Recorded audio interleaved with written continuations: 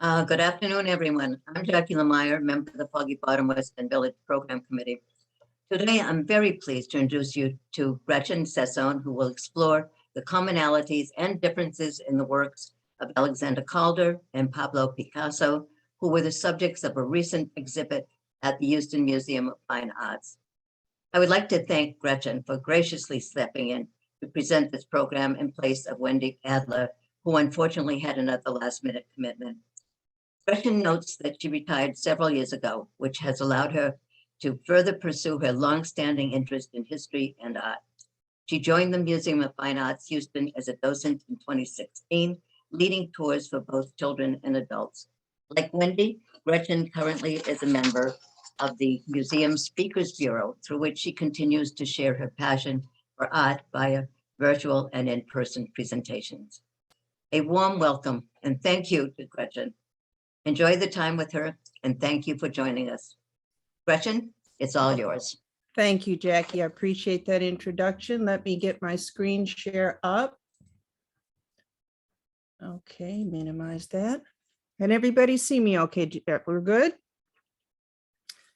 All right, so welcome this afternoon. We're going to take, as Jackie mentioned, a look at two very famous artists of the modern and contemporary period, Alexander Calder and Pablo Picasso, who were the subject of a recent exhibit at the Museum of Fine Arts in Houston.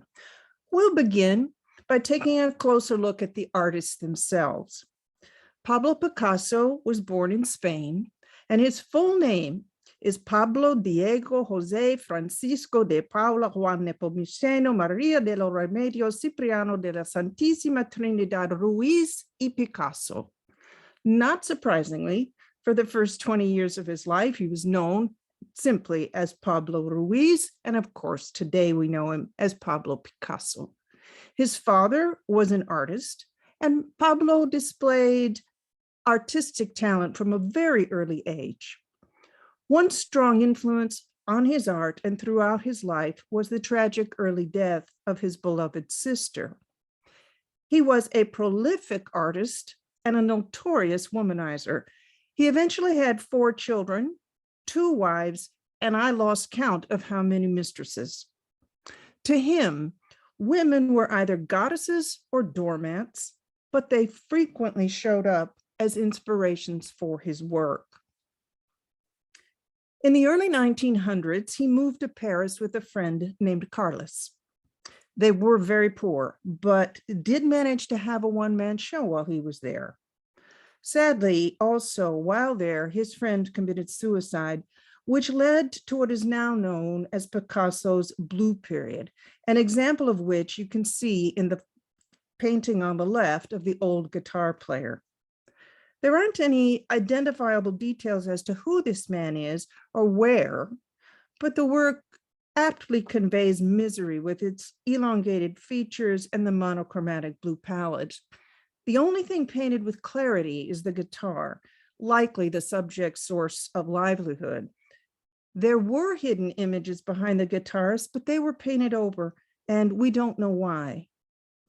Picasso during this time didn't create many paintings. He mostly focused on drawings, largely because he was so poor he couldn't afford much paint.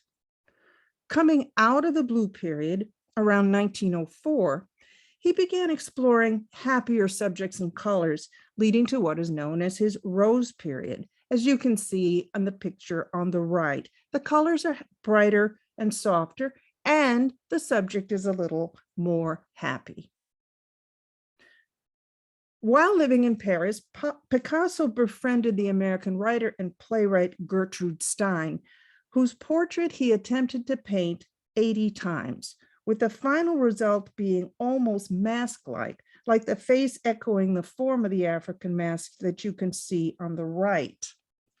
This is important because the influence of African primitivism, which was a fad of the day in Paris at that time, led to an evolution in Picasso's style, as he realized he didn't need to paint exactly what he saw.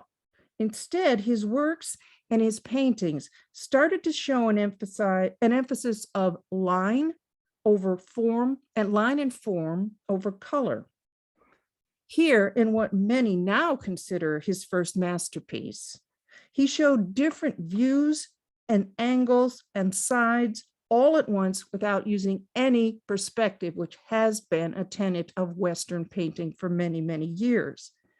This is a precursor to Cubism, a three-dimensional space shown in a two-dimensional plane. This work was provocative in every way, starting with the subject matter. These women are prostitutes. Critics didn't approve of it. The public didn't like it. And as a result, Picasso stayed out of the public eye for a number of years after the initial showing of this work. And now, speaking more about Cubism, we see on the left one of Picasso's Cubist works next to that of his only collaborator, artist Georges Braque. He worked with Braque for about 10 years from 1910 to 1920. Using only a few neutral colors and geometric shapes, both of these paintings depict a musician playing a guitar. Another of Picasso's mistresses is the subject of his work on the left. In addition to Cubism, these two artists also co-invented the technique of collage. During World War I, Georges Braque was drafted, and Picasso's works were confiscated. He thus started designing sets and costumes, and he fell in love, again, with a ballerina named Olga Koklova, whom he actually married in 1918, and who was the mother of his son, Paolo. They only, interestingly, lived together for about 10 years.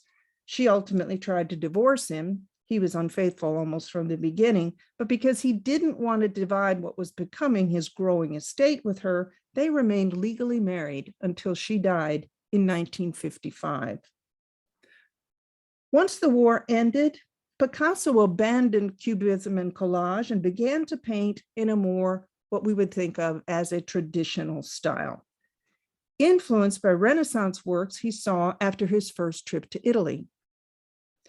This change in his style, however, led some people to accuse him of selling out, even though, ironically, these works were more saleable.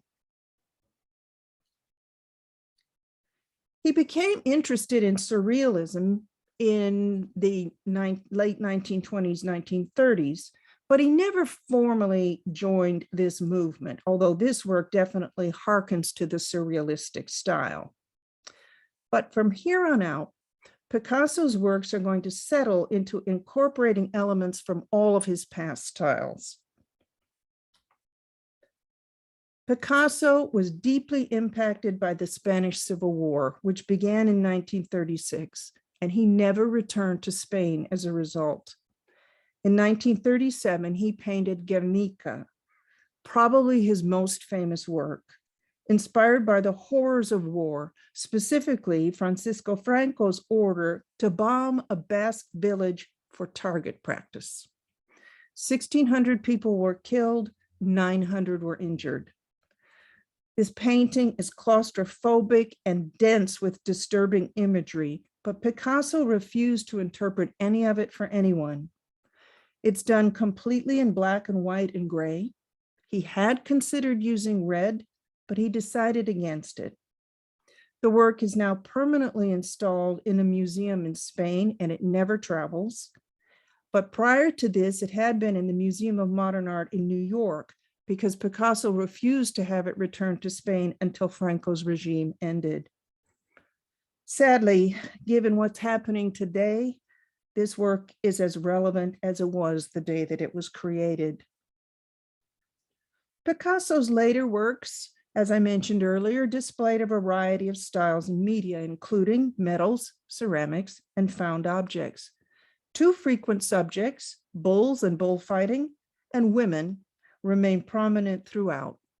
By the time of his death in 1973, he had obtained worldwide fame and riches and had produced an astounding number of works, some estimate up to 50,000. Turning now to Alexander Calder, an American artist. He was born in Philadelphia. His father and grandfather were sculptors and his mother was a painter. He decided to go to college for a mechanical engineering degree and was absolutely brilliant at mathematics, which he later applied to his art. Upon graduation, though, he decided instead of becoming an engineer to become an artist. His first job was as an illustrator for a newspaper, and one of his assignments was to cover the Ringling Brothers Circus, which proved to be a tremendous influence on his work.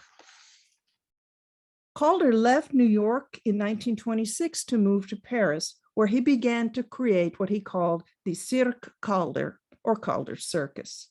This was a miniature circus that he made out of found materials, and you can see an example of it on the right. He would give performances of this circus in his Paris apartment. We know that he even invited Picasso to one of the performances, but it isn't known whether Picasso ever attended. You can see in the picture on the lower left him operating one of these circuses in a later photo. In 1926, he created the first of many wire sculptures, which he called three-dimensional drawings in space, or creating mass out of the void.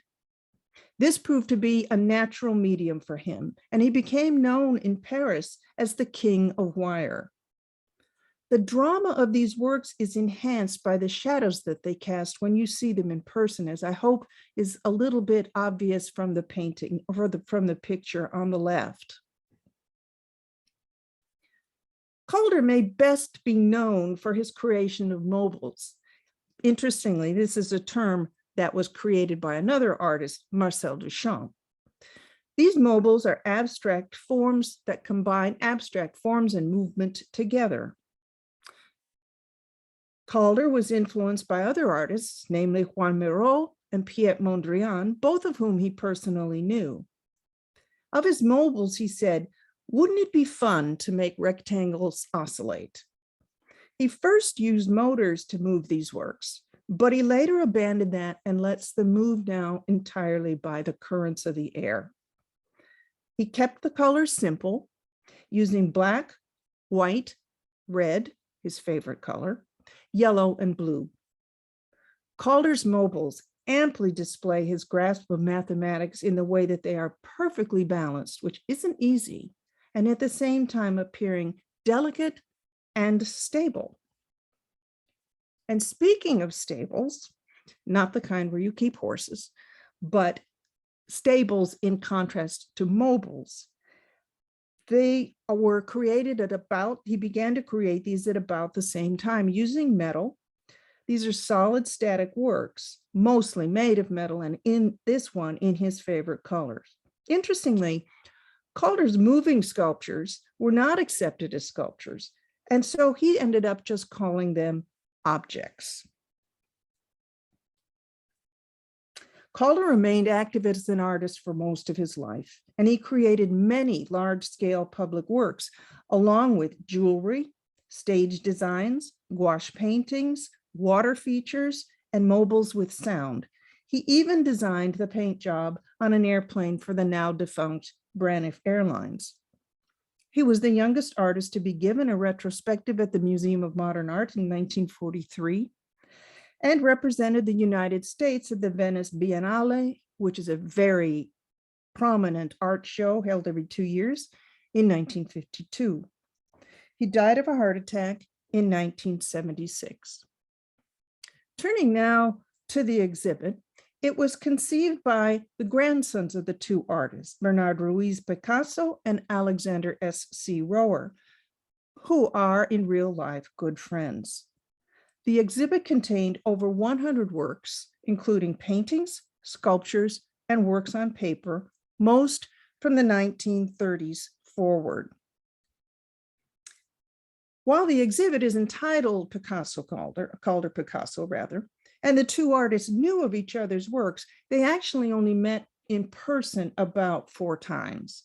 Their most significant interaction was at the 1937 World's Fair, where Picasso's Guernica was displayed, and for which Calder designed the Mercury Fountain in front of it that you see here. It's a reference to a mercury mine that was under siege at that time by the Spanish Nationalist Army, and that is Mercury in the basin. However, as artists, they were both engaged in examining the relationship of volume to space, and both pursued simplification to arrive at the essence of a subject. Looking now at some of the works that were in the exhibit, we'll start here with Picasso's series of lithographs of a bull. Perhaps this best exemplifies how both Calder and Picasso were connected in their exploration of line, space, and the void. In this series of 11 lithographs, we're seeing how to develop an image from realism on the upper left to abstraction on the lower right, bringing it down to its essence in line only. Picasso began with a brush drawing. Then in the second image, he bulked it up, adding musculature with a lithographic crayon. By plate 4, it's almost an anatomic study. Beginning in plate 5, though, there's a sharper focal points with an emphasis on balance and counterbalance, which is also important to Calder. By plate 6, the head and the tail have new shapes. He continued removing and simplifying until finally in plate 11, the drawing has become almost primitive, like the cave paintings of prehistoric times. We've already seen how Calder was enamored of the circus, but it was a subject for Picasso too. More importantly here, we see how both use lines to draw in space, Calder with one of his wire sculptures, and Picasso with this painting that almost, but not quite, creates the figure of an acrobat using one fluid line. The use of curving lines became important for both artists, who used them to create definition. Here in Calder's work, we also have his step fully into abstract art, which was inspired by a visit to Piet Mondrian's studio. The wire sphere shows an interest that he had throughout his life in his work on the dynamic, unseen forces that animate the universe. This work is juxtaposed with Picasso's Reclining Nude, an erotic painting of Picasso's then mistress, Marie-Thérèse Voltaire, who was a frequent subject of his art. The forms in Picasso's work echo Calder's sphere, if you see the sun in the upper right, and point also to the mysterious forces of nature and fertility in his inclusion of leaves and fruit in the lower right-hand corner of the painting. Picasso spent much of his time in the south of France, and while there, he became fascinated with the shadows cast by bathers on the beach. The series of figures in the lower part of this photograph were constructed of wood, metal, and found objects, and they display again Picasso's interest in construction and deconstruction, as we saw in the series of bull drawings. He's reduced the bathers to two-dimensional forms, where shadows become part of the work. Floating gracefully above this in a powerful juxtaposition is Calder's lily pad mobile, using his favorite color, whose airborne horizontal movement contrasts with the solid, grounded, vertical figures of Picasso's bathers. In these two works, we can see the influence of surrealism on both of the artists. As I mentioned, it was a predominant movement in the 1930s and did influence both of the artists. Calder's ambiguously entitled Wooden Bottle with Hairs on the left shows a somewhat incongruous combination of materials, smooth wood with wire leaves, wires, and chains, a hallmark of many surrealistic works that were open to chance, ambiguity, and the irrational. Picasso, who has once again used Marie-Thérèse as his model, has deconstructed her body to what one critic called bones and stones, with forms that beautifully echo Calder's wooden bottle, and these were displayed close to each other in the exhibit. Calder's stable here on the left is a ground-based work, which is one of 5 models for the African habitat at the Bronx Zoo, but sadly they were never realized. Calder often worked intuitively. He would embrace the role of chance. He would start out by cutting pieces of metal, filing and smoothing them, and then arranging and painting them, as he did here, resulting in a work that is delicate and elegant, with the wires sculpting the empty space around them. Similarly, Picasso could embrace serendipity, as he did with the head of the bull, again, a favorite subject for him, that you can see on the right. It's actually a bicycle seat and handlebars that he welded together and then cast in bronze. Picasso was fascinated by the process by which found objects could be a source of inspiration. He even said of this that he wanted to throw it away after making it, so that someone else could find it and be inspired to create art or to repair a bike, though I can't imagine sitting on a bronze bicycle seat would have been particularly comfortable. Both artists are linked for their ability to explore the unconventional, as we can see here in these 2 examples. On the left, Calder's little yellow panel introduced the idea of movement into a 2-dimensional painting. With the hanging mechanism completely exposed, which would be unheard of with a conventional painting, he suspended 2 objects in front of it, allowing them to oscillate, creating an infinitely variable composition. Picasso's work on the right, entitled Metamorphosis, is absolutely unconventional in that it is a model for a funerary monument of a good friend, Guillaume Apollinaire, who died during the Spanish flu epidemic. Perhaps not surprisingly, it was never used as a funerary monument, either because we don't know for sure, Picasso never presented it to the committee that commissioned it, or the commission rejected it. Of the connections between the artists, perhaps one of the most surprising is the element of sentimentality in some of their works. On several occasions, Calder would create sculptures specifically for a loved one. Here, we have a Valentine to his wife, Louise, a standing mobile with a miniature mobile inside the heart-shaped metal form. I should also mention here that unlike Picasso, Calder remained faithful to Louise throughout their entire marriage.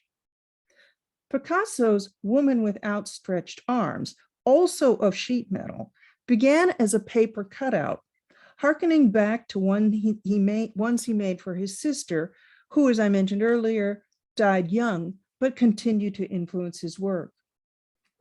After creating the paper cutout, he then translated it to metal as seen here.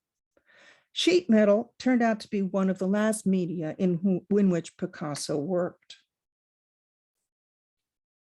The final 2 works that we'll look at here are both from 1955, a year in which they painted their studios. Calder's on the left is a frenzy of color, again using those that he favored the most, but here with the addition of brown. Picasso's version on the right is somewhat more subdued. What they have in common was their love of collecting stuff with which they filled their studios, making them into a sort of sacred dumping ground. Calder's work may seem unfinished, but he did sign it, indicating that it was finished for him, using the topic of the quote unquote unfinished infinite being a theme that often showed up in his work. Picasso, who often painted his studio as a realm of creation, gives a definitive idea of the artist's presence in this work. Here, it was painted in a studio in the south of France, and we're looking out the window into the view that he would have seen. If you want a very, very deep dive into this exhibit, I would point you to this link here on our website, where you can hear an hour-long talk by the woman at the museum, Anne Dumas, who curated the exhibit for the museum. And by any chance, if anybody's planning to visit Houston during the spring, we do have some fabulous exhibits, both current and upcoming, one being Incomparable Impressionism, but you may be able to see these works a little closer to home for you that are normally in the Museum of Fine Arts in Boston. And then upcoming, we have Dawood Bey, which is a retrospective, a preeminent photographer, mostly focusing on street portraits, a fabulous exhibit on the art of M.C. Escher, which will include 300 works on paper and 100 of the artist's carved wood blocks, which will be starting soon. The paintings, drawings, and videos of Pakistani-American artist Shazia Sikandar. And finally, we will have you again can probably see these much more easily where you are, the National Portrait Gallery Tour featuring the portraits of Barack Obama painted by Kehinde Wiley and First Lady Michelle Obama by Amy Sherald. And with that, I will open the floor to any questions, and I hope that I'm able to answer them. Great, thank you very much. Thank you. We do have plenty of time left for questions, so if anyone has anything at all, please do jump in. I'm gonna Go back up to. hold on, let me pull up the gallery here. So yes, if you have any questions, feel free to unmute yourself and ask them. Feel free to also put questions or comments in the chat, and I'd be happy to pass them along as well. But I do want to just thank you for a very interesting presentation so far, and thank you to everyone for joining us. Does anyone have any questions?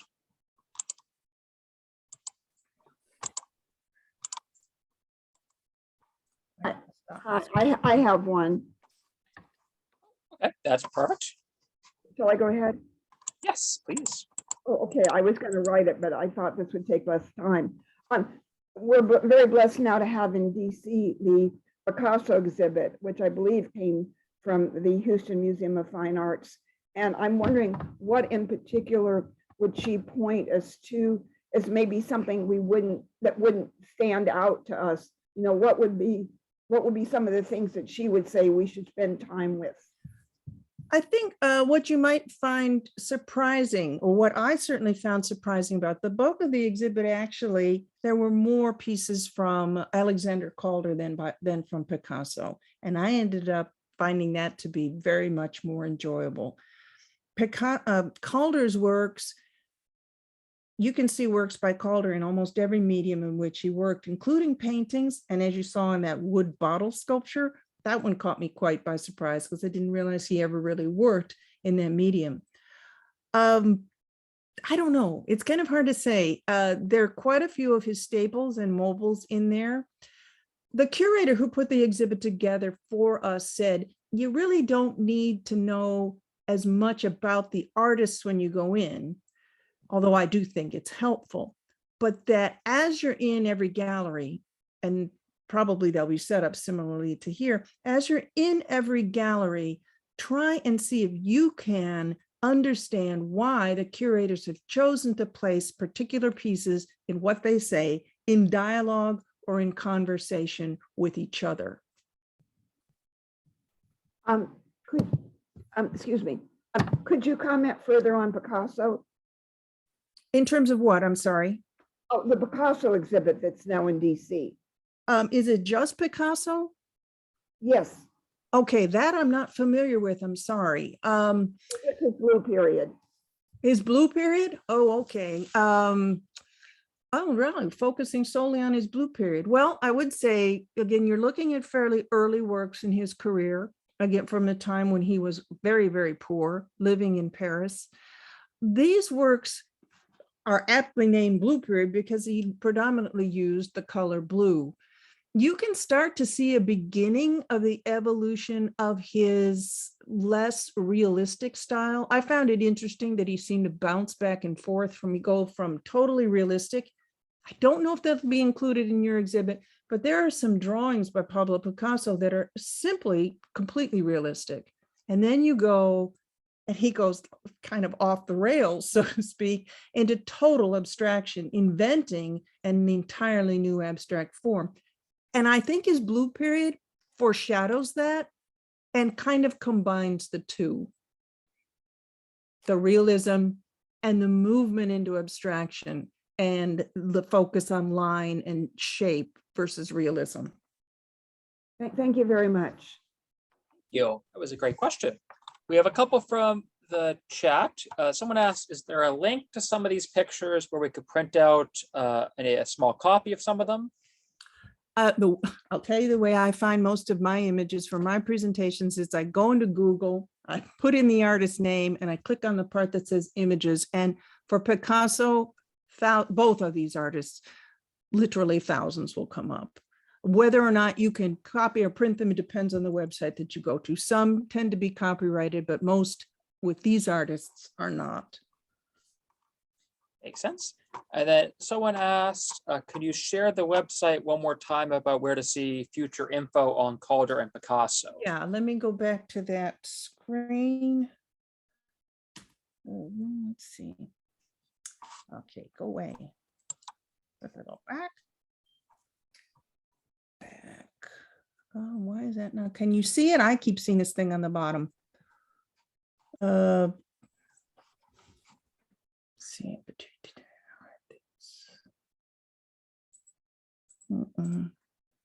I don't know. I can't see it on the bottom now. Hold So on. it's just the MFA website, Calder. Yeah, it'll be Picasso. easier if I go this way to see. Here it is. Can you see it now? I had to change the screen share view. www.mfah.org/exhibitions/Calder-Picasso. And then you scroll down on that page just a little bit and you'll see a tiny little box that's got a video in it. Click on that, then go to full screen and you can listen to Ms. Dumas. She goes into great detail about this exhibit, much more than I did in this talk, which was more of an overview. And she can give you, I think it's an interesting perspective always to hear what the curators are thinking about in terms of the way that they format an exhibit. Thank you. I put the link in the chat for anyone that would like it. You can click right through there to their website. And another question that came in is for Calder, how many mobiles did he make in his lifetime, and how did he get them to balance so well? Well, I'm sorry, I don't know the number.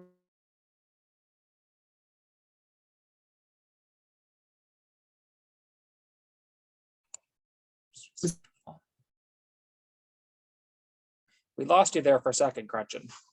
Oh,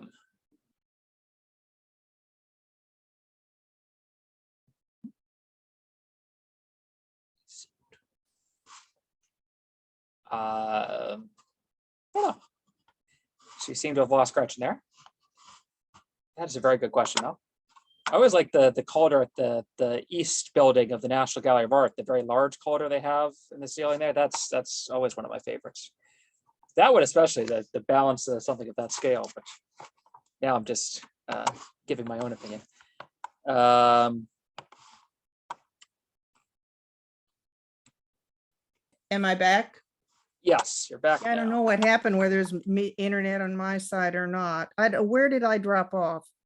I don't think we got any of that answer. So I know you can't say how okay. many they have, but do you know anything about how he managed to get them to balance? I know he got them to balance by using mathematical principles, quite literally, probably mathematical equations. I am a mathematical idiot, so there's no way that I could accurately explain how exactly he did it, but it is mathematical. It wasn't trial and error. It wasn't, well, let me just see if these two things will balance. The answer to, he made about 2,000 mobiles during his lifetime. Many of them were commissioned after he became more famous. But so roughly the numbers about 2,000, they go from small to large scale. And we are lucky to have one hanging in our brand new building, brand new, it's in November 2020, it was new. But I just find them fascinating. I could stare at his mobiles for a long, long time.